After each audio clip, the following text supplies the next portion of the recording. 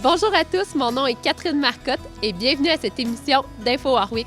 Aujourd'hui, je vais à la rencontre de Mathieu Desrochers, responsable de l'événement le Derby de Warwick, une compétition de chevaux d'attelage. Puis ensuite, je vais à la rencontre de Véronique Pépin qui s'occupe de différents projets culturels à Warwick. Bonne émission!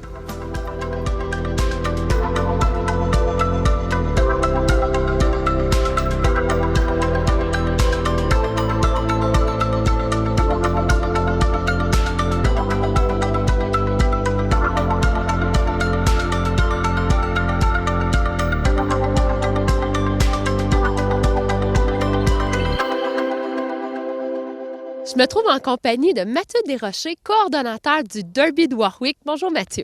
Salut Catherine. J'aimerais ça qu'on parle du Derby, puis qu'est-ce que c'est pour commencer? Bien, le Derby, c'est des compétitions de chevaux, premièrement. Ouais. C'est un mix d'agilité et de vitesse. C'est un parcours contre la montre, OK. un parcours de cônes. Sur chaque cône, il y a des balles. Il ne faut pas faire tomber les balles. On suit les cônes, sont toutes numérotés. Et dans le parcours, il y a 2 obstacles. Eux autres sont lettrés. Eux autres, s'ils ont des balles, il ne faut pas faire tomber des balles. Il faut respecter le parcours, le faire dans le plus bref, le plus court possible. Puis, c'est ça. C'est une compétition contre la montre. Puis, c'est qui participe au Derby? Là, la dernière édition elle a eu lieu en février. Oui, le 15 février. Avez-vous une belle édition? Super belle édition. On fait toujours affaire avec Dame Nature. Ouais. Dame Nature était très clémente avec nous pour construire les obstacles, construire le parcours. Le samedi matin, un peu plus frisquet, mais l'après-midi, c'était super beau. Fait qu'on a eu beaucoup de monde. C'était parfait. La population de Warwick est venue voir, dans le fond, les compétitions. Oui, il y a beaucoup de la population de Warwick, mais il y a beaucoup de gens en dehors aussi qui viennent voir ça. J'ai entendu dire même qu'il y avait des gens qui avaient loué des chambres pour venir voir ça. Ouais! Parce que ça attire quel genre de clientèle, les chevaux? Quel genre de clientèle? Bien, le concours de Derby, il a réuni plusieurs genres d'hommes à chevaux. Que ce soit des gens de baril, que ce soit des gens d'attelage, que ce soit des gens de gymkhana, de peu importe. Toutes ces races de chevaux-là peuvent faire du derby, ou à peu près tous. Fait que ces gens-là viennent voir, viennent participer. Fait que ça amène du monde.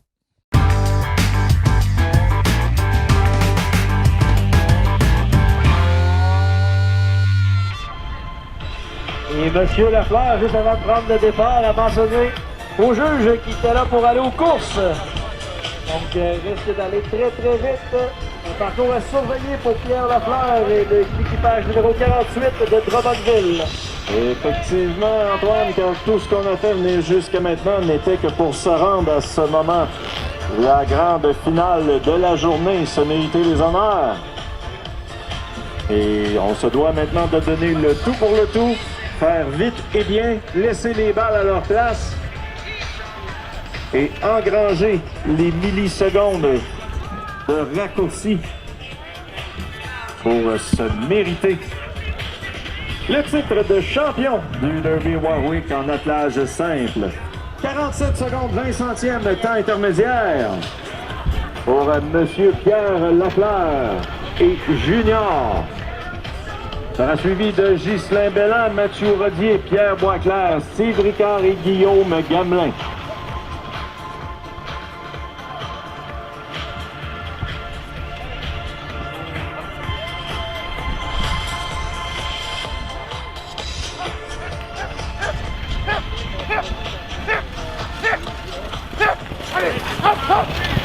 À toute vitesse vers le fil d'arrivée, l'équipage de Pierre Lafleur de Drummondville.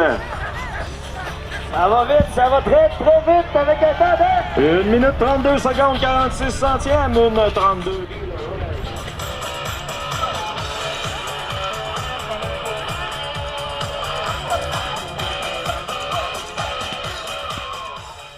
Est-ce que les participants, c'est des gens qui font que des compétitions de derby ou c'est souvent des gens qui font plusieurs types de compétitions pour mettre en valeur leurs chevaux ou les pratiquer?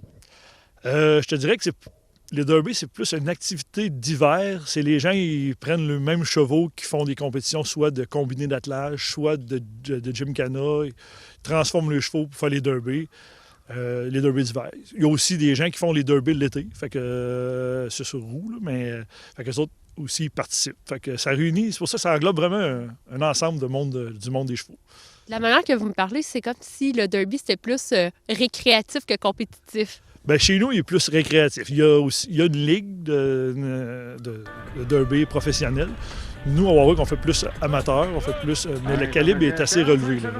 Certains viennent à Warwick, mais font aussi la grosse ligue. Puis on se mesure avec les meilleurs. Et là, vous parlez de la grosse ligue parce que le derby de Warwick ne fait pas partie d'un regroupement, c'est ça? Non, c'est ça. Il fait partie du regroupement du Club équestre des Bois-Francs. Puis, comment ça se déroule une journée au derby si je viens, par exemple, comme participante? Comment ça se passe? Bien, premièrement, il y a 3 classes. Il y a le ski joring, l'attelage en simple, puis l'attelage en paire. Le ski joring, c'est des gens en ski derrière les chevaux. En simple, c'est un cheval sur un attelage, puis en paire, c'est 2 chevaux sur un attelage. Il y a eu des années précédentes qu'on a eu les 4 en main. Ça, c'est 4 chevaux avec M. Eugène Hogg qui est venu faire des démonstrations. Parce que 4 chevaux, il n'y a pas beaucoup de participants pour faire ça. Puis, c'est quoi les installations qu'il y a sur place? Est-ce qu'il y a de l'ambiance? Est-ce qu'il y a d'autres activités pour les familles, par exemple? Oui, l'ambiance, puis tout le setup, la musique, c'est géré par M. Roger Carpentier. C'est un professionnel là-dedans. Fait que lui, il s'occupe des temps, il s'occupe du classement, il s'occupe de la musique, il s'occupe d'entertainer un peu le public. Parce que c'est le fun d'avoir du fun. Fait que c'est ça. Puis là, je pense qu'on l'a pas mentionné, mais on fait ça au terrain de balle à Warwick. Oui, le terrain de balle de Warwick. On a une très grande aide de la ville de Warwick. Ils nous prêtent le terrain. C'est un terrain idéal. Le terrain est clôturé 3 fois plus tôt qu'une. Donc, les chevaux c'est sécuritaire pour les chevaux, sécuritaire pour les spectateurs. Puis, la ville de Warwick nous est d'une aide ultra précieuse pour l'organisation de cet événement. C'est parti pour Richard Guillemette et Astrodole. On regarde attentivement les prestations de nos champions de cette journée du Derby. Warwick IGA, marché A des Rochers. Encore une fois, on ne peut passer sous silence l'excellent travail des bénévoles qui rendent possible cet événement. Les bénévoles qui ont travaillé au cours des dernières semaines et qui travaillent aujourd'hui et qui mettront encore probablement un petit peu la main à la pâte demain pour compléter cette édition 2020. Alors, je leur donne une bonne main d'applaudissements. «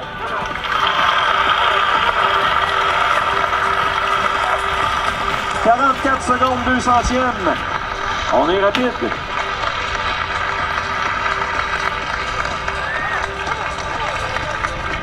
Et un merci spécial aussi au juge en chef Alain Guillemette et à ses adjoints Dominique Picard au chronomètre, Alexandre Lavertu et Jimmy Desrochers sur le terrain. Et là toute la journée, bravant le froid, pour assurer un parcours sans faute aux participants. Et il en est de même pour notre animateur sur le terrain, Antoine, qui a passé la journée à changer des batteries gelées dans le micro. Richard Guillemette Astrodole se précipite vers le fil d'arrivée. Il nous ramène un excellent temps de 1 minute 30 secondes 87 centièmes. Il recevra lui aussi une couverture à l'effigie du Derby IGA marché A des Rochers. Les mains de Catherine Parr.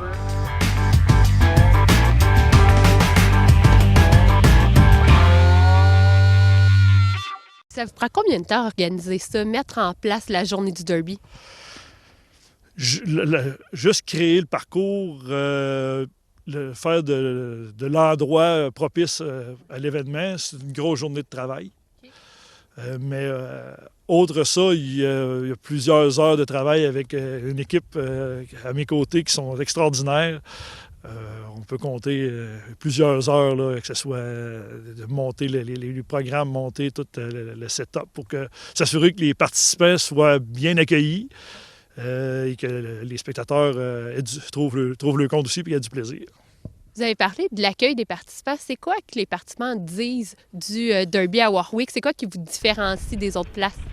Bien, ce qui nous différencie des autres places, je pense que c'est vraiment notre équipe. Les gens sont dévoués à l'événement. On veut toujours faire mieux d'année en année. Fait que je pense que ça laisse une marque au Derby de Warwick, une marque indélébile au Derby de Warwick. La façon que votre équipe s'implique puis accueille les participants, l'ambiance. Vraiment une belle équipe. J'ai Alain Fréchette, Jimmy Desrochers, j'ai mes frères, j'ai ma blonde, j'ai la famille Moisin qui m'aide là-dedans. Puis avec tout le groupe, là, chacun a le petit département à s'occuper, mais ils font ça vraiment pour vraiment être sur la coche. Fait que ça fait toute une différence. Puis pour les années à venir, vous pensez que c'est quoi les défis à venir pour le Derby? À part la température, mettons, là. C'est sûr que le fer intérieur avec la température contrôlée, ce serait idéal, mais on ne fait pas affaire avec ça. Les défis, c'est de créer toujours du nouveau. D'amener toujours que les gens, que ce soit les participants ou les spectateurs, fassent « wow ». À chaque année, ils sont encore surpassés, ils sont encore dépassés. C'est le défi. À un moment donné, il vient temps que des idées manquent, il vient temps qu'on regarde ce qui se fait aux États-Unis dans les combinés d'attelage ou dans des choses comme ça pour aller chercher des idées, aller chercher des effets wow. Un gros merci, Mathieu, d'avoir accepté notre invitation. Merci. Ça fait plaisir. Et on invite les gens quand l'année prochaine? Est-ce que la date est fixée? Oui, la date est déjà fixée. C'est le 20 février l'année prochaine. Fait que c'est ça, on vous attend en grand nombre. Ça va être encore wow cette année. Merci. Je me trouve en compagnie de Véronique Pépin, responsable de différents projets culturels sur le territoire de Warwick. Bonjour Véronique. Bonjour. J'aimerais ça que vous me parliez d'abord de vous, de ce que vous faites à Warwick. Oui, donc moi je suis écrivaine et éditrice, j'ai une formation en littérature et puis à Warwick actuellement je mène 2 projets qui traitent d'art postal. Puis pour commencer, avant qu'on parle de la 5e édition des Écornés puis d'autres projets, qu'est-ce que vous faites avec votre maison d'édition? Oui, donc ma maison d'édition, La Petite Barque, a été fondée en 2012 et puis, dans le fond, elle se spécialise dans les livres d'art. Ce que c'est pour moi un livre d'art, c'est un livre qui allie la littérature et les arts visuels, donc les mots et les images. Je me plais à dire que La Petite Barque navigue sur un océan de mots et d'images, donc librement, dans la grande mer de l'édition. Donc, j'aime beaucoup mettre de l'avant des projets avec des artistes d'ici, essentiellement des collectifs, donc regrouper des gens, leur donner une occasion de créer, puis ensuite, je diffuse ce travail-là dans les bibliothèques de la région, mais aussi dans les bibliothèques nationales du Québec et du Canada. Combien de livres vous avez à votre actif avec La Petite Barque? Oui, j'ai 18 publications, donc, à mon actif. Puis il y a déjà 2 publications là, qui sont sur la planche, les planches à dessin en ce moment, qui vont paraître au printemps. Donc, on va atteindre 20 publications d'ici l'été 2020. Puis on parle de projets collectifs. C'est qui contribue à ces projets-là? Oui, donc d'abord, je regroupe les premiers projets que j'ai faits avec La Petite Barque, regroupaient des artistes de la région, mais la région centre du Québec. Donc des jeunes créateurs, des créateurs d'expérience qui participaient. Dans le fond, je leur donnais un thème, puis on faisait un ouvrage collectif. Je les sortais un peu de leur zone de confort, les amenais à diffuser leur travail par l'intermédiaire de l'objet livre. Et puis par la suite, ça m'a amené à développer le projet Plume avec la ville de Victoriaville et la MRC d'Arthabasca, qui est un concours d'écriture pour les jeunes de 6 à 17 ans. Et puis, justement, on travaille là, à la 6e édition. On va dévoiler bientôt les gagnants de la 6e édition. Et puis, c'est moi qui publie le recueil des textes gagnants avec La Petite Barque. Donc, ça met de l'avant le travail des jeunes écrivains. Et de façon plus récente encore, je fais des résidences d'écriture dans des écoles. Puis ça m'amène à publier des livres où ce sont les jeunes de l'école qui illustrent ma poésie ou qui créent sur pièce des livres d'art, des albums, des abécédaires de façon fantastique. Donc, ce sont les projets là, que je développe avec La Petite Barque. Moi, j'aime bien dire que vous êtes comme une travailleuse autonome qui fait du milieu de vie, qui anime vraiment le territoire du Warwick, là, mais centre du Québec. Oui, ouais, c'est bien de le dire Warwick parce que je suis basée ici, je réside ici, puis je me plais là, à développer, dans le fond, à contribuer au développement culturel de mon milieu de vie, de la région, dans le fond, de la MRC d'Arthabasca, Victoriaville et les environs, mais aussi le centre du Québec. Donc, oui, moi, j'aime ça, avoir des idées, les concevoir dans mon bureau avec mon collègue graphiste Junior Martel, qui est aussi à Warwick, qui est mon collègue à la Petite Barque, puis ensuite, aller proposer ces idées-là sur le terrain, c'est ce qui me nourrit le plus quand je travaille avec des gens. Je mets des gens en collaboration, puis on crée, dans le fond, des œuvres ensemble qui nous amènent à faire des projets de toutes sortes. Puis là, on se voit aujourd'hui pour parler d'abord de la 5e édition des Écornés qui se déroule. Puis j'aimerais ça que vous me disiez, c'est quoi? Vous êtes la meilleure pour nous dire qu'est-ce que c'est les Écornés. Oui, donc les Écornés, en fait, c'est un projet international d'art postal que j'ai lancé lui aussi en 2012 avec Junior Martel, justement, mon ami designer graphique. Donc, on s'était dit que ce serait intéressant de trouver un projet où tout le monde pourrait créer sans être un artiste, parce que parfois, on a l'impression que pour proposer une œuvre d'art, il faut avoir une formation, il faut avoir une démarche artistique, c'est un peu compliqué. Puis on avait vu ça, l'art postal, puis ce qui est intéressant avec l'art postal, c'est que c'est un art démocratique. Donc, tout le monde peut participer sans être un artiste, peu importe ton âge, ta provenance. Ce que c'est l'art postal. Donc, les gens pensent souvent que l'art postal, c'est le premier degré là, de ce qu'on connaît, une carte postale. Oui. Bon, ben, en fait, oui, une carte postale, c'est de l'art postal parce que ça réunit des images, des mots, c'est timbré, c'est adressé, c'est oblitéré, puis ça voyage par la poste. Mais l'art postal, quand on veut se mettre un peu au défi et jouer le jeu, ça peut prendre toutes sortes de formes. Donc, l'idée, c'est que ça voyage à découvert. Il ne faut pas que ce soit caché dans une enveloppe ou dans une boîte. Il faut que tout le monde puisse voir la création, que tout le monde puisse l'admirer pendant son voyage. Et puis, on essaie de voir si elle sera en bon port, en bon état. Ce qui est le cas dans la plupart pour la plupart des créations qu'on poste. Puis, on en parlait un petit peu là, avant que ça tourne, mais les œuvres d'art, on parle de projet international. D'où viennent les œuvres d'art que vous recevez? Oui, donc là, c'est ça. C'est la 5e édition cette année. Donc, avec les 4 éditions précédentes, là, moi, j'ai une collection de plus de 300 créations chez moi qui proviennent vraiment de plusieurs pays. Donc, en Europe, l'art postal, c'est une forme d'art qui est plus pratiquée, plus connue qu'ici. Donc, il y a des gens vraiment en Europe qui cherchent les appels de projets, qui se transmettent ça par des blogs, qui s'invitent entre eux. Donc, il y a beaucoup, beaucoup d'œuvres qui arrivent de la France, de l'Italie, de l'Espagne, Portugal. J'en ai reçu beaucoup. J'en ai reçu aussi de l'Amérique du Sud, Argentine, Amérique centrale, l'Amérique du Nord avec le Mexique, là, la fin de l'Amérique du Nord. Mais j'en ai reçu aussi de l'Asie. Donc, j'ai des œuvres qui proviennent d'aussi loin que le Japon. Qu'est-ce que ça donne à l'artiste? Bien là, c'est... Je vais essayer de bien poser ma question, là, mais qu'est-ce que ça donne à l'artiste d'envoyer une œuvre d'art par la poste à Warwick? Où qui va chercher sa reconnaissance là-dedans? C'est une très bonne question parce que c'est ça, on peut se demander, bien, qui va l'avoir, cette œuvre-là, pourquoi on fait ça? L'art postal est justement basé sur le jeu, comme je le disais, on déjoue un peu les règles de la poste, on voit si l'objet qu'on poste va faire un voyage, se rendre à bon port, mais c'est aussi fondé sur le don. Donc, l'idée, c'est d'offrir une œuvre qui va mettre de la beauté, qui va faire sourire les gens, qui va mettre de la beauté sur son voyage, puis de l'offrir, parce que quand on participe à un projet d'art postal, notre œuvre, on la donne, on l'abandonne, puis on la laisse aller dans son voyage. Puis ensuite, ce que les gens font, comme par exemple avec les Écornés, ce que je fais à chaque édition, donc moi, c'est aux 2 ans, c'est une biennale, aux années paires. Quand je fais un appel de participation comme ça, puis que je reçois les œuvres, ensuite, je vais dans les écoles, parler de l'art postal, je diffuse ces œuvres-là, je fais une exposition aussi à chaque édition.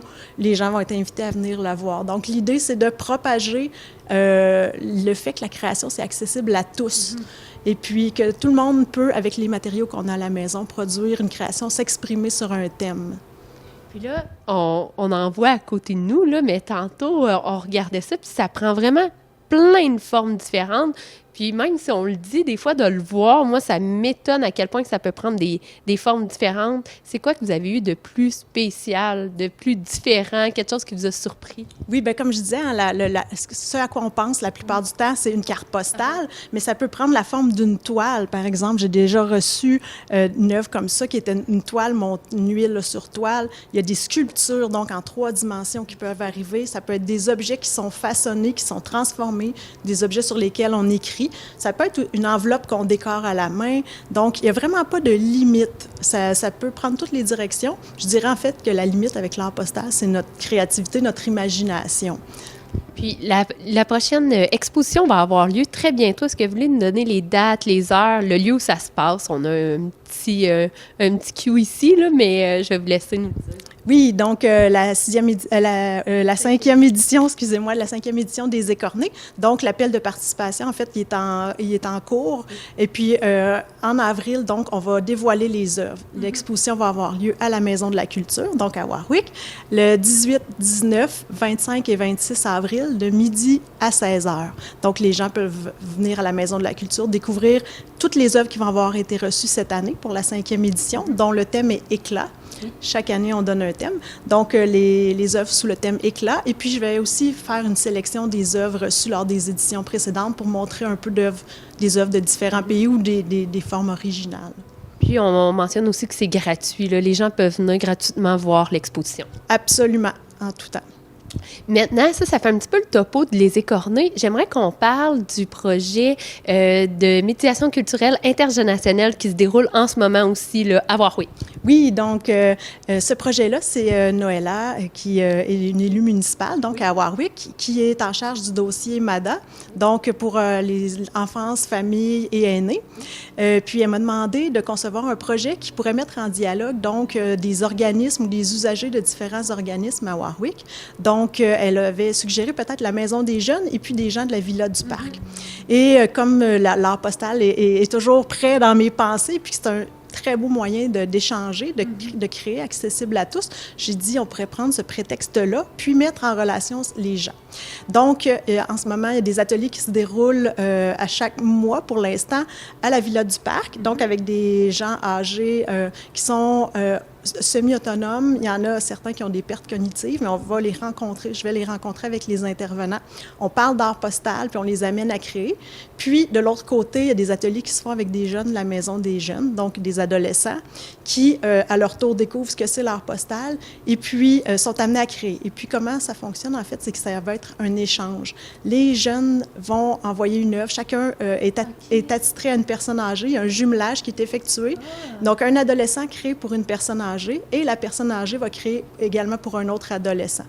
Puis, les œuvres vont voyager par la poste. Chacun va découvrir ce que quelqu'un d'une autre génération a créé pour lui. Puis, là, il nous reste à prévoir, on aimerait qu'il y ait une rencontre réelle, hein, évidemment, pour concrétiser cet échange-là. Donc, que les gens puissent prendre une petite collation ensemble puis se découvrir à travers les générations, mais par le biais de l'art qui est très rassembleur. Et puis les œuvres de ce projet-là de médiation culturelle intergénérationnelle vont être présentées aussi dans l'exposition des Écornés au mois d'avril. Il va y avoir une section où on va pouvoir découvrir ce qui a été créé dans ce projet-là. C'est un super de vos projets. Est-ce qu'il y a d'autres projets qui s'en viennent à Warwick avec vous, que vous allez mettre en place? Bien, là, pour le moment, je travaille au concours Plume, comme je le disais. C'est la 6e édition cette année. Donc, en ce moment, on travaille à dévoiler les gagnants. On travaille à la préparation du livre, donc à la production, la mise en page, tout ça, la correction. Le lancement va avoir lieu, ça reste à déterminer, ça va être à quelque part sur le territoire. Qui sait, ce sera peut-être à Warwick. Donc, on travaille ça. Je ne peux pas encore vous annoncer. Je travaille sur ce projet-là. Il y a un autre projet qui se déroule, en fait, c'est pas très loin d'ici, ça va être à Victoriaville. Donc, c'est une résidence de création que je fais à l'école Monseigneur Grenier. Donc, là-bas, je vais travailler avec un photographe de Victoriaville, qui est Guy Sanson. Donc, lui, il va proposer des photographies en noir et blanc. Les jeunes, l'ensemble des 330 jeunes de l'école primaire vont intervenir sur les photographies. Donc, illustrer un peu comment eux, ils pourraient habiter la ville avec leurs couleurs, avec leurs idées d'enfants. Donc, et puis, je vais travailler à mettre en page tout ça, puis proposer un livre d'art. Puis, il y aura éventuellement de mes mots à l'intérieur. Donc, ça se déroule... La production se fait à Warwick, donc parce que ma maison d'édition est ici, mais la réalisation se fait quand même à proximité. Un gros merci, Véronique, d'avoir pris le temps de nous présenter tout ce que vous faites sur notre territoire. Merci beaucoup. Merci.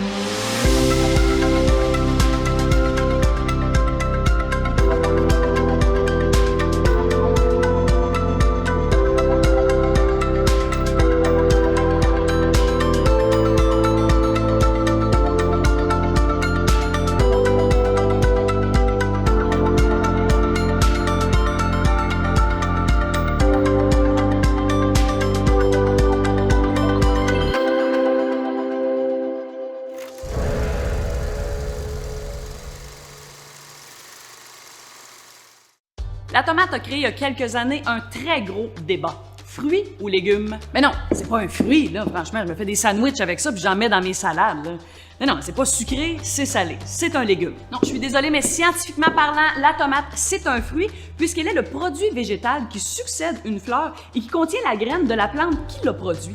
Un peu comme les fraises, les pommes, les poires, aussi les melons, c'est beau. Et il y a la pêche qui peut également créer des conflits. Est-ce que c'est plus un sport ou un loisir? Alors, la pêche, c'est un loisir, au même titre que les cartes et le beau lot. Il y a personne qui sue quand il va à la pêche. Tu sais, à moins que là, quand ça fait 4 jours que tu es dans le bois sans te laver, il y en a qui puent, par exemple. Non, je suis désolée, mais la pêche, c'est un sport. Parce que quand ça mord, là, j'en ai un!